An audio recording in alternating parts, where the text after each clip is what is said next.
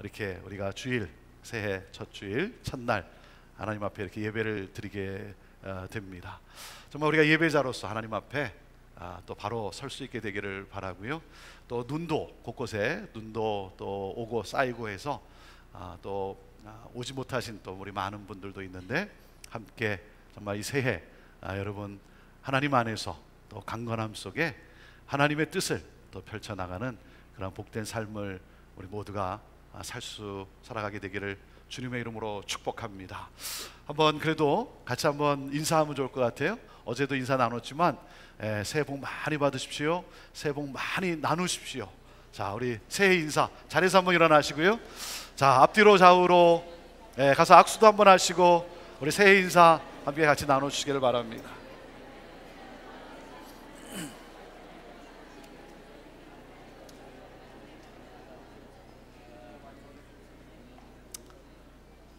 예, 다 나누셨으면 자, 앉기 전에 한 가지 하나님 앞에 우리 고백하고 앉으려고 합니다. 새해 첫날 또 첫 주일에 하나님 앞에 나의 나됨을 우리 고백하고 그리고 말씀 앞에 가고 싶습니다. 우리 형제교회는 I am 교회입니다. I am 교회. I'm a missionary. 주님, 제가 선교사입니다. 여러분, 우리 모두는 이 땅에 보냄을 받은 선교사입니다. 그래서 선교적 삶을 살아감으로 나를 통해 하나님 나라가 확장되는 복음이 전해지는 그러한 삶, 이것이 바로 내가 걸어가야 되는 그러한 삶입니다. 그래서 오늘 이 시간에 주님, 제가 선교사입니다, 이 고백을 하나님 앞에 드리고 계속해서 우리 예배를 드리고 싶은데요, 이 자각 그리고 이 고백이 있을 때 정말 놀라운 하나님의 역사가 내 삶을 통해 나타나지게 될 줄로 믿습니다. 그래서 저를 따라 여러분이 함께 같이 고백하시면 되겠습니다. 여러분의 오른손을 우리 왼쪽 가슴에 얹으시고 한번 조용히 두 눈을 감고 하나님 아버지 앞에, 하나님 아버지께 내가 누구인지를, 나의 나됨을 함께 같이 고백하고자 합니다. 저를 따라 고백하시면 되겠습니다. 주님, 제가 선교사입니다. 주님, 제가 선교사입니다. 주님, 제가 선교사입니다. 하나님 아버지, 이 나라와 민족과 이 땅을 축복하고 구원하기 위하여 나를 이곳에 보내주신 하나님 아버지, 그 은혜에 감사하며 이 사명을 주신 하나님께 감사하며, 하나님, 내 주어진 가정에서 또 일터에서 선교적 삶을 살아감으로 주의 복음이 수많은 영혼들에게 전해지고 그러므로 주께 돌아오게 되는 이 놀라운 역사, 하나님, 우리를 그렇게 사용하여 주옵소서. 날마다 내가 누구인지 나의 부르심을 기억하면서 하나님, 우리 주 예수 그리스도의 빛을 바라는 그러한 귀한 축복의 통로의 삶을 우리 모두가 살아가게 하옵소서. 예수님의 이름으로 기도하옵나이다. 아멘. 예, 자리에 앉으시면 되겠습니다. 오늘 저는 여러분과 함께 갈라디아서 강의 19번째 말씀을 함께 나눕니다. 하나님의 말씀 갈라디아서 5장 26절에서 6장 10절까지의 말씀을 함께 읽음으로써 말씀을 받도록 하겠습니다. 자, 우리 신약성경 308페이지가 되겠습니다. 함께 우리 하나님 말씀 펼치고 우리 5장 26절부터 6장 10절까지 함께 같이 읽겠습니다. 시작. 헛된 영광을 구하여 서로 격동하고 서로 투기하지 말지니라. 형제들아, 사람이 만일 무슨 범죄한 일이 드러나거든 신령한 너희는 온유한 심령으로 그러한 자를 바로잡고 내 자신을 돌아보아 너도 시험을 받을까 두려워하라. 너희가 짐을 서로 지라. 그리하여 그리스도의 법을 성취하라. 만일 누가 아무것도 되지 못하고 된 줄로 생각하면 스스로 속임이니라. 각각 자기의 일을 살피라. 그리하면 자랑할 것이 자기에게만 있고 남에게는 있지 아니하리니 각각 자기의 짐을 질 것임이니라. 가르침을 받는 자는 말씀을 가르치는 자와 모든 좋은 것을 함께 하라. 스스로 속이지 말라. 하나님은 만홀히 여김을 받지 아니하시나니 사람이 무엇으로 심든지 그대로 거두리라. 자기의 육체를 위하여 심는 자는 육체로부터 썩어질 것을 거두고 성령을 위하여 심는 자는 성령으로부터 영생을 거두리라. 우리가 선을 행하되 낙심하지 말지니 피곤하지 아니하면 때가 이름에 거두리라. 그러므로 우리는 기회 있을 대로 모든 이에게 착한 일을 하되 더욱 믿음의 가정들에게 할지니라. 아멘. 새해 첫 주일, 새해 첫날 여러분과 함께 성령 공동체를 세워라 라고 하는 제목으로 말씀을 나눕니다. 여러분 사탄이 교회를 무너뜨리는 위해 사용하는 가장 큰 전략이 무엇이냐면 교회 안에 복음을 희석시키는 것입니다. 복음이 희석되면 교회는 은혜가 아니라 율법으로 움직이게 됩니다. 여러분, 율법주의가 가져다 주는 것이 무엇입니까? 하나님께 인정을 받기 위해 내가 열심을 내다 보니 누가 더 잘하나 비교의식에 사로잡히게 되는 거예요. 나는 저 사람보다 의로운 사람이야. 당신도 나같이 의로워지려면 이렇게 해야 해 하면서 자기를 자랑하게 되는 것입니다. 여러분, 내 안에 무엇이 있습니까? 내 안에는 육체의 욕망이 있어요. 육체의 욕망이 있어요. 끊임없이 나를 드러내고자 하는, 내가 자랑되어야 하는 이 욕망이 내 안에 있어요. 이 자기 자랑이 지나치면 교만이 되는 것입니다. C.S. 루이스라고 하는 분이 이런 말을 했습니다. 당신은 교만한 사람이라고 생각하지 않습니까? 여러분 어떠세요? 여러분은 교만한 사람이라고 생각하지 않습니까? 그렇게 생각하지 않는다면 여러분은 상당히 교만한 사람입니다. 네. 여러분, 교만 속에 우리가 무엇을 즐깁니까? 우월감을 즐겨요. 우월감을 즐깁니다. 나보다 낫다고 여겨지는 사람들을 무시하고, 그리고 판단하고, 정죄하고, 차별하고, 우월감을 즐깁니다. 또 그런가 하면 나보다 더 나은 사람을 만나면 어떻게 됩니까? 내 자아가 무엇에 사로잡힙니까? 열등감에 사로잡혀요. 열등감에.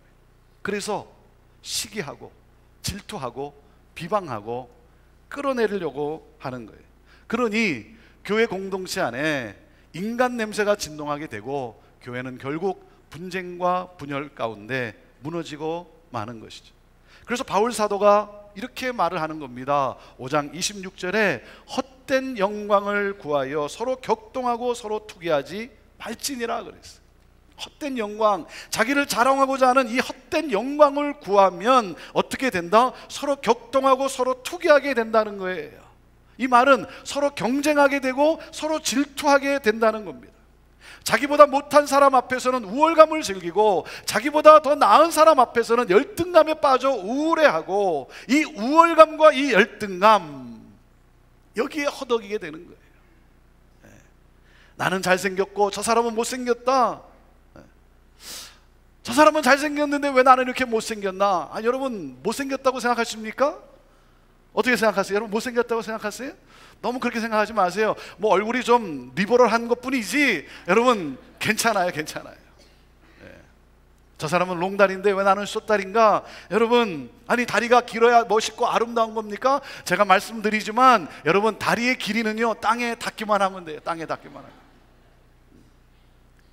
여러분, 내 안에 있는 이 육체의 욕망은 나로 하여금 이 비교의식에 빠져 우월감과 열등감을 넘나들며 살게 해요. 그러니까 늘 사람을 의식하는 그 피곤한 삶이에요. 그래서 이 육체의 욕망은 우리를 자꾸만 이 비교의식에 우리를 가두는 거예요. 그래서 나를 비참하게 만들고, 그래서 결국 어떻게 됩니까? 결국 멸망하게 된다는 겁니다. 멸망이라는 것입니다. 그래서 바울 사도는 어떻게 권면합니까? 육체의 욕망을 따라 살지 말고 뭐라 그랬어요? 성령을 따라 살라는 거예요. 성령을 따라 살라. 여러분, 성령은 우리를 자유케 하는 이 복음, 이 자유케 하는 복음의 능력을 드러내게 합니다. 여러분, 복음의 하이라이트가 무엇입니까? 복음의 하이라이트는 이거예요. 나는 하나님의 자녀다라는 거예요. 나는 하나님의 자녀라는 거예요. 여러분, 여기에 두 가지 능력이 있어요. 첫째가 무엇입니까? 겸손함이에요. 겸손함. 나는 하나님의 자녀다. 무슨 말입니까? 오직 하나님의 은혜로 구원받았다는 이 사실 앞에 겸손해야 합니다. 이게 우월감을 이기는 능력이에요. 또 하나가 뭐냐면 담대함이에요. 담대함. 나는 하나님의 자녀라고 하는 이 사실 앞에 내가 얼마나 소중하고 존귀한 자인지 담대하게 합니다. 그래서 다른 사람 앞에서 기죽지 않아요. 우울해하지 않아요. 열등감을 이기는 능력이죠. 여러분, 복음은 나를 겸손하게 하면서도 담대하게 합니다. 여러분, 복음은요, 나를 다른 사람과 비교하지 않는 새로운 자아상을 갖게 하는 거예요. 나는 하나님의 자녀라는 거예요. 그러니까 무엇입니까? 내가 드러나도 그만이고 내가 드러나지 않아도 그만인 거예요. 오직 내 안에 계신 예수 그리스도가 드러나는 것, 내 영광이 아니라 주님의 영광이 나타나는 것, 이것이 나의 기쁨인 거예요. 할렐루야. 나는 하나님의 자녀다. 이것이 바로 나를 자유케 하는 복음의 파워인 거예요. 그래서 복음은 서로의 관계 속에서 건강한 공동체를 세우게 합니다. 그래서 말씀하신 거예요. 성령을 따라 살라. 성령을 따르면 육체의 소욕을 이긴다는 거예요. 여러분, 성령의 사람은 누굽니까? 성령의 사람은 십자가에 못 박은 사람이에요. 십자가에 못 박힌 사람이에요. 그래서 뭐예요? 내가 죽었기 때문에 성령을 따라 살아가는 거예요. 여러분, 죽은 만큼 따라갑니다. 죽지 않으니까 못 따라가는 거예요. 성도의 능력은 죽음에서 나타나는 거예요. 내 능력에서 나오는 것이 아니라 십자가에 죽어야 나오는 거예요. 그래서 여러분, 육체의 욕망이 올라올 때마다 나는 너를 십자가에 못 박노라, 여러분, 선언하는 거예요. 선포하는 거예요. 그리고 무엇입니까? 성령을 따라가는 거예요. 성령을 따라가면 어떻게 된다? 성령의 열매를 맺게 된다는 거예요. 여러분, 성령의 열매는 무엇입니까?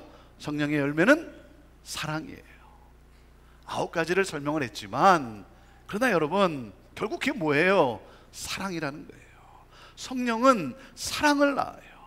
그래서 성령 충만의 결과가 무엇입니까? 성령 충만의 결과는 사랑으로 하나됨을 이루는 거예요. 사랑으로 그 공동체를 세워가는 거예요. 이 성령에 대해서 잘못된 오해가 참 많습니다. 여러분, 많은 경우 성령 충만 그러면 우리는 은사만을 생각을 해요. 방언을 하고 예언을 하고 능력이 나타나고 막 그러면 성령 충만하다. 여러분, 그렇지 않아요. 그것은 성령의 은사예요. 성령의 은사. 여러분, 성령의 은사는 너무나 소중한 거예요. 저는 우리 성도들이 정말 성령의 이 은사들을 많이 하나님으로부터 받게 되기를 저는 간절히 원해요. 여러분, 하지만 성령의 충만함이라는 건 무엇입니까? 그것은 바로 하나님이 선물로 주신 이 성령의 은사들을 통해서 뭡니까? 열매로 나타나는 거예요. 열매가 나타나는 거, 그게 성령 충만인 거예요. 성령에 보면 고린도 교회가 은사로 인해서 너무나 혼란스러웠습니다. 정말 하나님의 놀라운 은혜 가운데 수많은 은사들이 고린도 교회에 막 부어졌어요. 그런데 그만 나는 이런 은사를 가졌고 너는 못 가졌고 이러면서 무엇입니까? 우월감과 열등감에 이 비교의식 가운데 사로잡히고 만 거예요. 그래서 너무나 분쟁하기 시작하고, 그래서 고린도전서 13장에 바울 사도가 뭐라고 말씀을 합니까? 너가 방언과 천사의 말을 한다 할지라도, 예언을 하고 산을 옮길 만한 믿음이 있을지라도 사랑이 없으면 nothing이라는 거예요. 사랑이 없으면 nothing, 아무것도 아니라는 거예요. 여러분, 바울 사도가 이 갈라디아 서신서를 쓰게 된 목적도 무엇입니까? 사랑으로 서로 섬김으로 주님의 교회를 세우라는 거예요. 성령이 역사하는 공동체를 세우라는 거예요. 여러분, 우리가 이 땅에서 해야 되는 가장 중요한 사명이며 가장 중요한 축복은 교회를 세우는 거예요. 성령 공동체를 세우는 거예요. 저는 여러분들이 성령을 따라 여러분의 가정을 건강한 가정으로 세우는 여러분 모두가 되기를 주님의 이름으로 축원합니다. 여러분이 성령을 따라 주님의 교회를 건강한 성령 공동체로 세워가는 여러분 모두가 되기를 주님의 이름으로 축원합니다. 여러분, 무너뜨리는 자가 되면 안 되지 않습니까?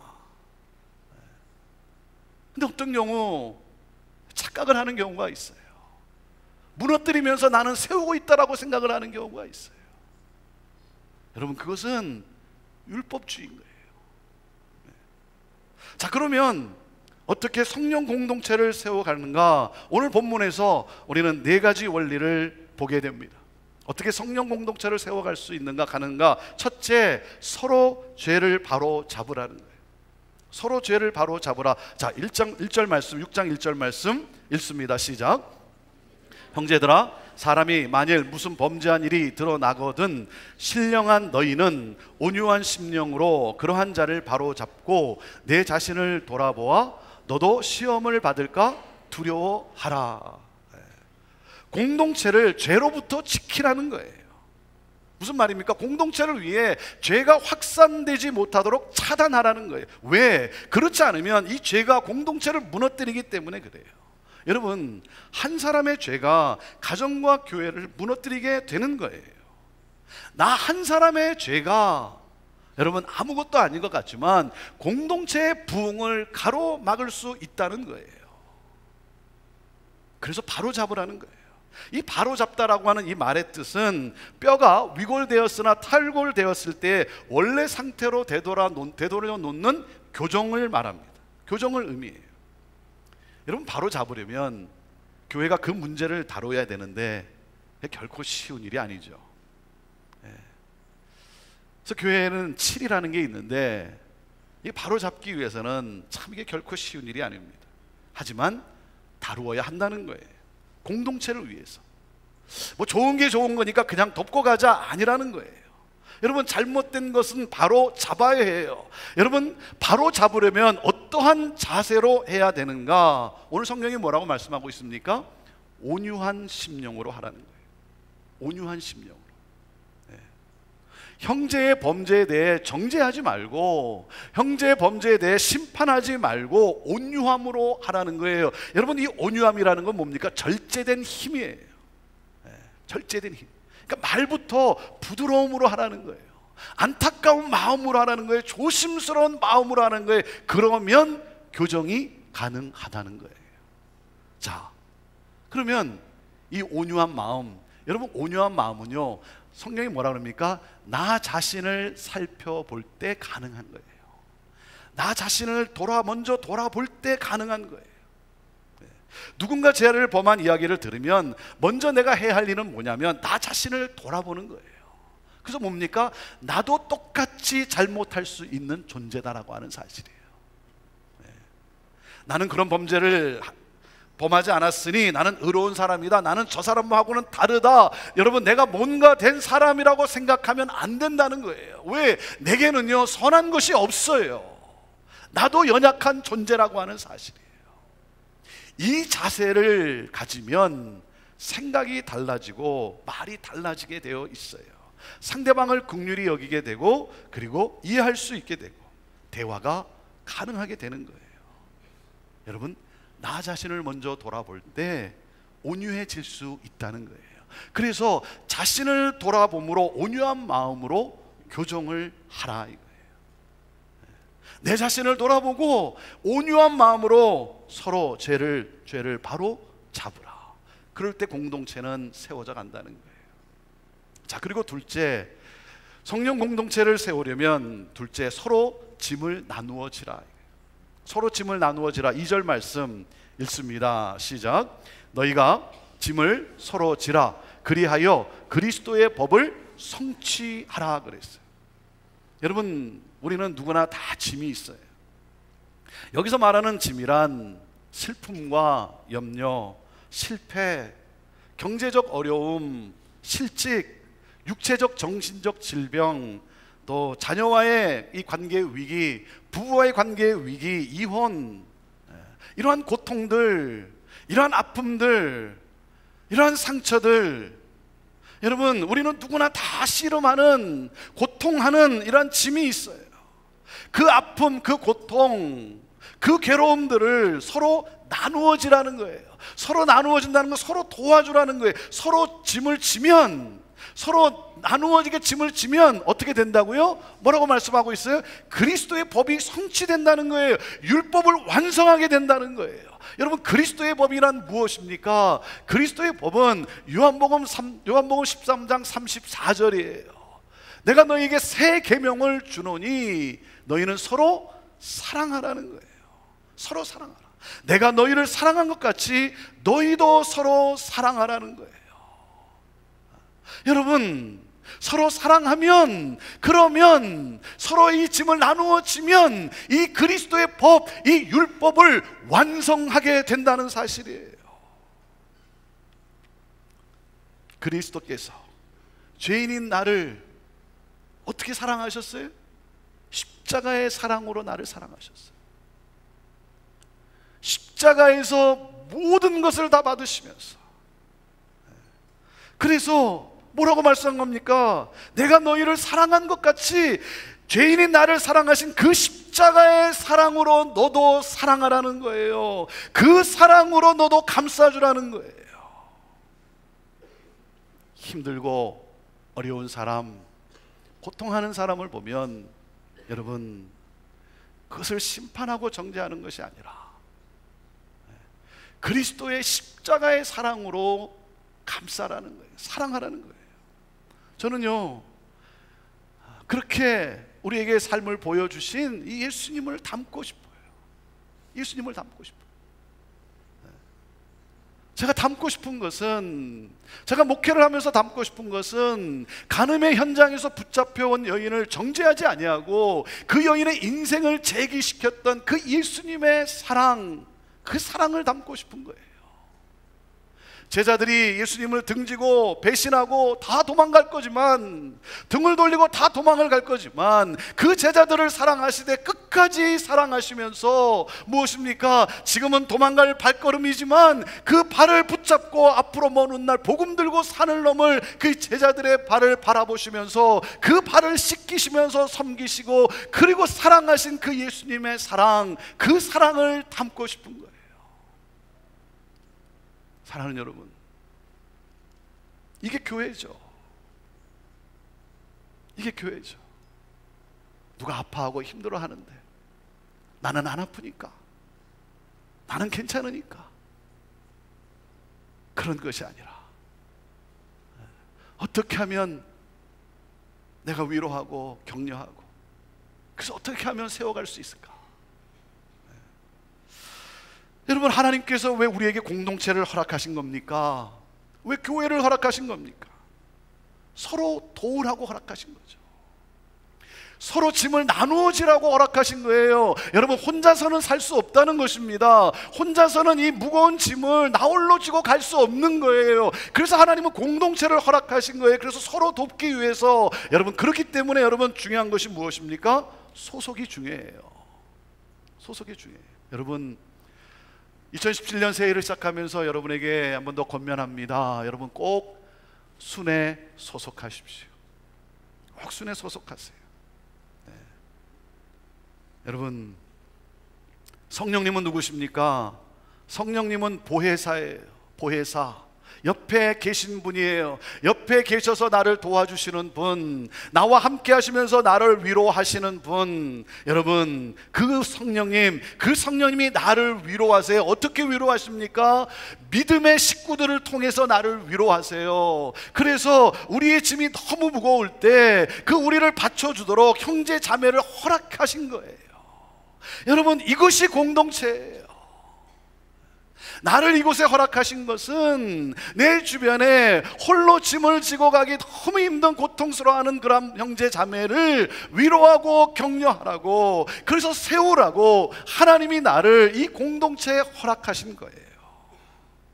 여러분, 이것이 성령 공동체예요. 서로 짐을 나누어지라는 거예요. 자, 그리고 셋째, 어떻게 성령 공동체를 세워가는가? 자기 짐을 지라는 것입니다. 자기 짐을 지라. 5절 말씀, 자, 5절 말씀 우리 읽습니다. 시작. 각각 자기의 짐을 질 것임이니라 그랬어요. 이 5절에서 말하는 짐과 2절에서 말하는 짐은 같은 짐이 아닙니다. 이 헬라어가 다릅니다. 2절의 짐은 혼자서는 도저히 질 수 없는 짐을 말하고요, 여기 5절의 짐은요, 나 혼자서 질 수 있는 짐을 말해요. 이게 무슨 뜻이냐면 군인이 행군할 때 자기가 져야 하는 필요한 군장비가 있어요. 내가 질 것은 지라는 거예요. 내가 질 것은 져야 된다. 다시 말하면 나에게 맡겨진 일의 책임을 다하라는 거예요. 누가 뭐라고 해도 낙심하지 말고 내가 할 일을, 내가 해야 할 일을 하는 거예요. 실족하지 말고 끝까지 나에게 맡겨진 일을 하는 거예요. 여러분, 공동체 안에서 사탄이 원하는 게 뭡니까? 상대방 때문에 실족해서 그만두는 거예요. 내가 왜 이런 소리를 들으면서까지 내가 이렇게 해야 되는가? 내가 이런 오해를 받으면서 내가 해야 되나? 관두고 말지. 여러분, 그것은 사탄에게 지는 거예요. 그것은 결국 무엇입니까? 공동체를 허무는 일이 되고 마는 거예요. 여러분, 교회에 직분자들이 있습니다. 직분자들이 있어요. 여러분, 이 직분은 누가 주신 것입니까? 여러분, 직분 누가 주신 거죠? 여러분, 권준이 준 겁니까? 사람이 준 겁니까? 여러분, 사람이 주었으면 해도 되고 또 힘들면 싫으면 안 해도 그만이에요. 직분은 누가 주신 겁니까? 하나님이 주신 거예요. 하나님이에요. 하나님 바라보고 사람에게 휘둘리는 것이 아니라 하나님 바라보고 하나님이 나에게 맡겨진 일, 거기에 충실하는 거예요. 하나님 뭐라고 말씀했습니까? 맡은 자에게 내가 구할 것은 충성이라 그랬어요. 사랑하는 여러분, 내가 질 것은 져야 되는 거예요. 그래야 서로 짐을 질 수 있는 것이, 그럴 때 건강한 성령 공동체가 세워져 가는 것이죠. 지난 한 해도 맡겨진 일에 책임을 다하고 최선을 다해 주신 우리 성도님들께 감사를 드려요. 정말 볼 때마다 너무나 감사를 드려요. 때로는 참 힘든 가운데, 피곤한 가운데서도, 그런 가운데서도 주님이 주신 직분이기 까닭에, 주님이 나에게 부탁하신, 허락하신 사역이기 때문에 그 사역을 밤새 가면서 지친 몸을 이끌고 해나가는 것을 보면 정말 목사보다 나아요. 목사보다 나아요. 얼마나 감사한지요. 여러분이 각자의 자리에서 책임을 다해 주셨기 때문에 형제 공동체가 오늘 이렇게 세워져 있는 것 아니겠습니까? 사역은요, 내가 그럴 만한 능력이 있어서 내게 주어진 것이 아닙니다. 내가 그럴 만한 자격이 있어서 하나님이 나에게 직분을 주시고 사역을 맡긴 것이 아니에요. 사역은 나를 살리는 일이에요. 하나님께서 나를 살리기 위해서, 그래서 그 사역을 맡긴 거예요. 왜? 그 사역이 없으면, 여러분, 사역이 없으면 신앙이 열매가 없어요. 그렇지 않습니까? 그래도 하나님이 주신 직분이니까, 하나님이 나에게 맡겨진 사역이니까 그 사역 때문에, 그래서 어제도 나와서 찬양하고 오늘도 나와서 찬양하고 섬기고 그런 건 아닙니까? 사역은 나를 살리기 위해서 하나님이 주신 하나님의 은혜입니다. 여러분, 사역이 없으면 우리의 신앙은 결코 성장하지 못합니다. 그렇기 때문에 사랑하는 여러분, 어떤 일이든 어떤 사역이든 꼭 한 가지 사역에 여러분 동참하십시오. 동참하세요. 그래서 자기 짐을 질 때 공동체는 세워져 가는 것입니다. 자, 그리고 넷째, 어떻게 성령 공동체를 세워가는가? 함께 나누라는 겁니다. 함께 나누라. 자, 6절 말씀 보겠습니다. 6절 시작. 가르침을 받는 자는 말씀을 가르치는 자와 모든 좋은 것을 함께 하라 그랬어요. 이 말씀은요, 말씀을 전하는 자가 말씀을 가르치는 일에 전념할 수 있도록 돌보아 주라는 거예요. 더 정확한 표현을 하면 물질적으로 잘 섬기라는 거예요. 말씀을 가르치는 자가 말씀을 가르치는 데에 전념할 수 있도록, 다른 것에 염려하고 걱정하지 않고 오직 말씀에 전념할 수 있도록 물질적으로 잘 섬기라는 거예요. 이게 맞는 해석이에요. 맞는 해석이에요. 그래서 목회자들이 참 좋아하는 말씀이에요. 네. 말씀을 전하는 자를 말씀 전하는 데 전념할 수 있도록 그 생활을 잘 책임져 주라, 이런 뜻이에요. 여러분, 자, 그런데 오늘 이 말씀에 보면요, 이렇게 돼 있죠. 모든 좋은 것으로 함께 나누라. 모든 좋은 것. 좀 더 깊이 묵상해 보면 이런 거예요. 여러분, 목회자는요, 사례만으로 사는 사람이 아닙니다. 목사는 돈 때문에 하는 것이 아닙니다. 그렇잖아요. 여러분도 마찬가지잖아요. 여러분도 돈 때문에 사역합니까? 아니잖아요. 네. 여러분, 목회자가 사례 때문에 하는 것이 아니라 사명 때문에 하는 거예요. 하나님이 부르셨기 때문에. 그래서 무엇입니까? 모든 좋은 것을 함께 나누라는 겁니다. 모든 좋은 것 중에 최고의 좋은 게 뭐겠어요? 최고의 좋은 것이 뭐겠습니까? 그래서 바로 사랑이에요. 사랑입니다. 여러분, 사랑의 최고의 표현이 무엇이겠습니까?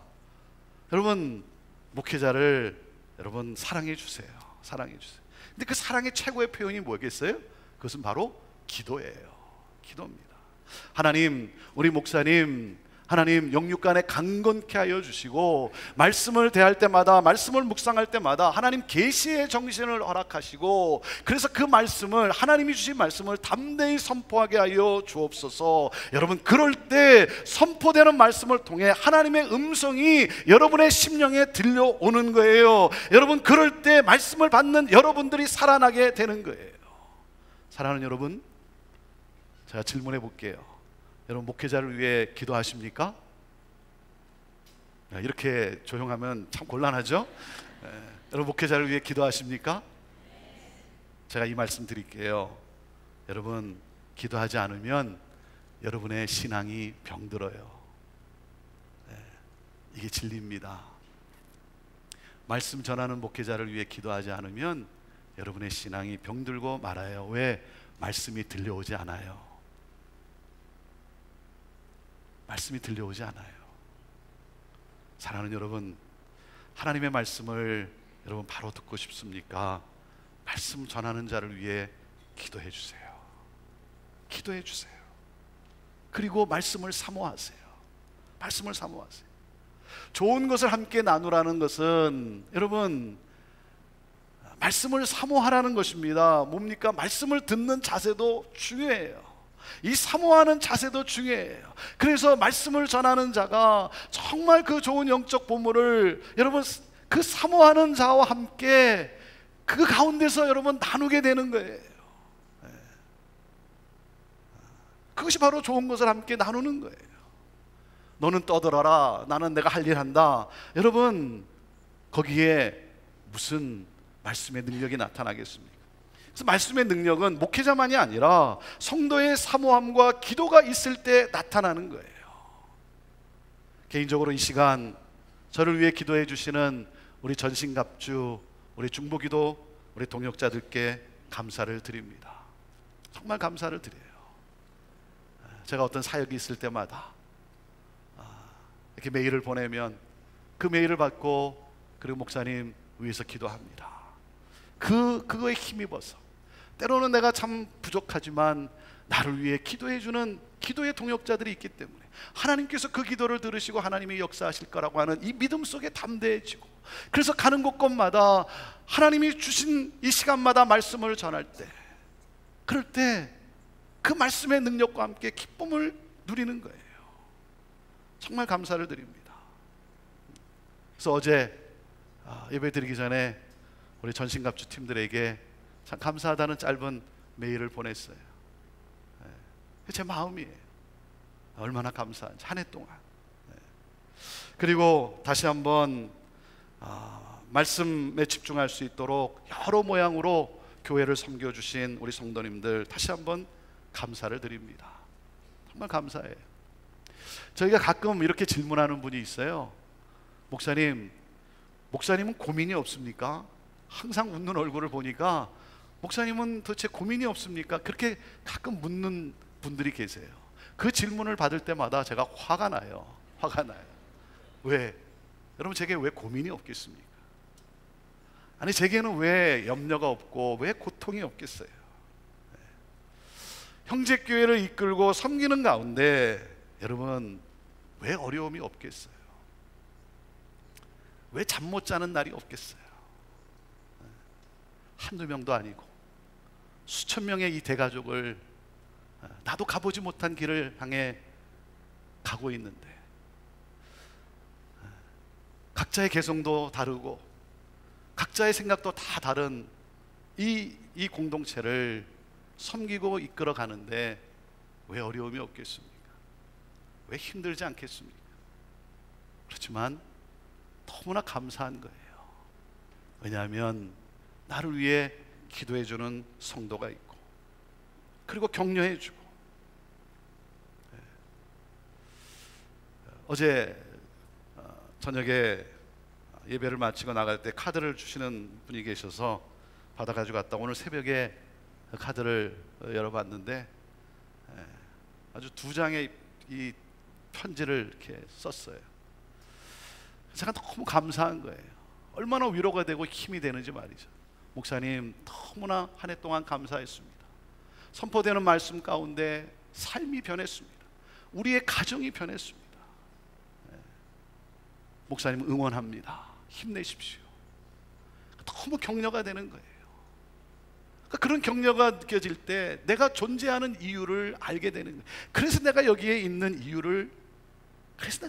거죠. 여러분, 그렇지 않다면, 아무런 유익이 없다면 여기 있을 이유가 없는 거죠. 사랑하는 여러분, 함께 기도하고 함께 같이 격려하고, 그러한 가운데 하나님의 말씀의 능력이 임해서 그 말씀의 타치로 말미암아 변화되어지고, 여러분을 위해 기도합니다. 부족하지만 제가 여러분을 위해 기도해요.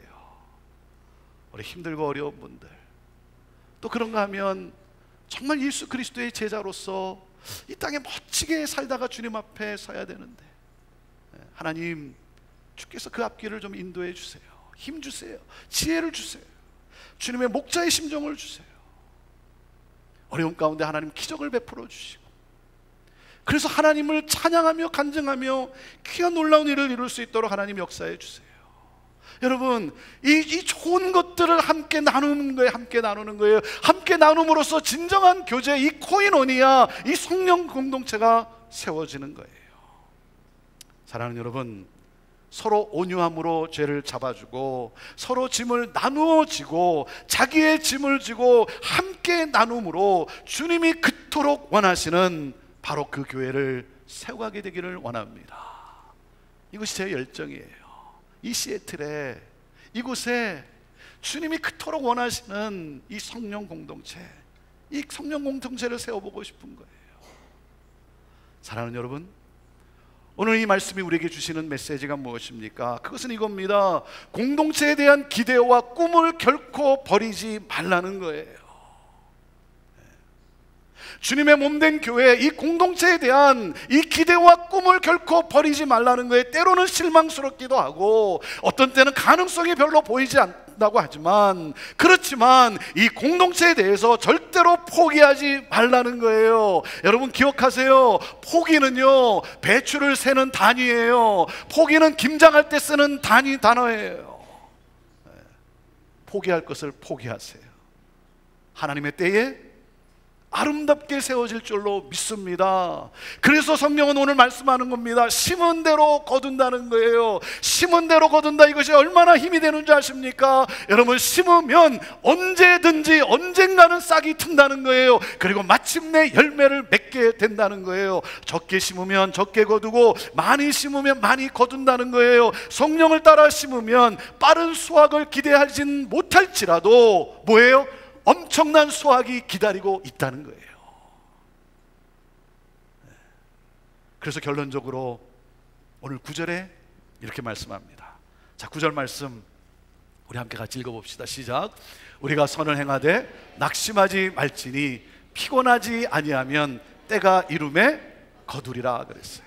사랑하는 여러분, 우리가 공동체에 대한 꿈을 가지고 사랑으로 서로 섬기며 나아갈 때 어떤 일이 벌어지겠습니까? 나의 성품이 변화되는 기적을 체험하게 됩니다. 우리가 사랑으로 서로 섬기며 이 하나님의 공동체를 향한 이 꿈을 가지고 나아갈 때에 사랑하는 여러분, 우리를 통해 하나님 나라가 이루어지고 하나님 나라가 확장되어지는 성령의 능력을 체험하게 될 것입니다. 성령의 열매를 맛보게 될 거예요. 여러분, 추수의 날은 다가오고 있습니다. 기쁨으로 추수하게 될 겁니다. 그래서 우리는 포기하지 않고 때로는 실망스럽기도 하고 때로는 답답하기도 하고 때로는 전혀 변하지 않을 것 같지만, 그러나 추수할 날은 곧 온다라고 하는 이 하나님의 약속의 말씀 가운데 우리는 이렇게 기도하는 겁니다. 성령이여 우리 안에 역사하여 주옵소서. 하나님, 우리 모두가 함께 주님이 그토록 원하시는 성령이 역사하는 공동체를 세워가게 하여 주옵소서. 올해 우리는 다시 한번 이 표어를 붙잡고 나아갑니다. 말씀과 기도, 그리고 전도. 말씀과 기도 가운데 수많은 영혼을 구원하는 하나님 교회 되게 하옵소서. 기도합시다.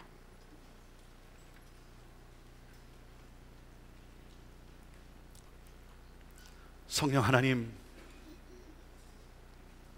오늘도 우리 각자의 심령 가운데 임하옵소서. 성령을 따라 살아가는 우리 성령의 사람들, 우리 사랑하는 성도들, 하나님 오늘 주신 이 말씀대로 서로 온유함으로 죄를 잡아주고 서로 짐을 나누어 지고 자기의 짐을 지고 함께 나눔으로써 주님이 그토록 원하시는 바로 그 교회를 세워가게 하옵소서. 하나님 기대합니다. 하나님 기대합니다. 우리 형제 공동체를 2017년 이 한 해 동안 어떻게 세워가실지, 우리 주님이 어떻게 우리를 사용하실지 하나님 기대합니다. 병든 자들이 나음을 얻게 하시고 고통하는 자들이 위로받고 소망 가운데 일어서게 하여 주시고, 하나님 주님께서 주신 사명받은 자들이 그 사명을 향해 힘껏 달려갈 수 있도록 새 힘 주시옵소서. 무엇보다도 사랑으로 서로 섬기는 성령의 이 놀라운 역사와 열매가 우리 가운데 보여지게 하시고 만져지게 하시고 맛보게 하시고 기뻐하게 하옵소서. 예수님의 이름으로 기도하옵나이다. 아멘.